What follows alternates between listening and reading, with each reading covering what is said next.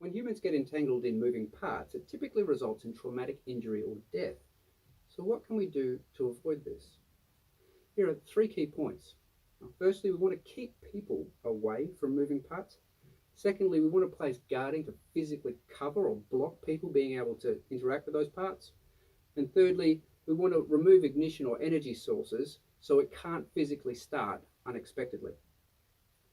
Number 1, keep people away. My dad used to say that the best way to win a fight is to not be there, and the same is true for entanglement. Keep people away from moving parts wherever practical. It can't grab you if it can't reach you.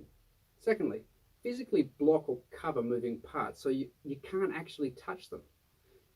When out in the workplace, identify moving parts like augers, rotors, belts, discs, cogs, etc. And then look to securely install a rigid cover over these parts wherever practical. And then stringently manage anyone who deliberately removes the guarding but continues to operate the gear.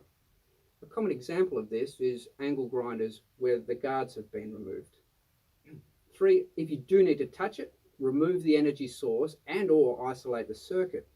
This might be as simple as removing keys, spark plugs or a fuse, and on some plant they may have an isolation switch which achieves the same outcome.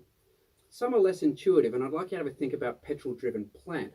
Even if the fuel has been switched off, it may splutter to life if we accidentally push or jump start it.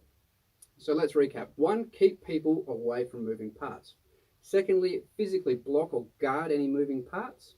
And then thirdly, if we do need to touch for maintenance or whatever, we want to remove the energy source or isolate the circuit. This is not an extensive list, but certainly the key points to consider when managing the risk of entanglement.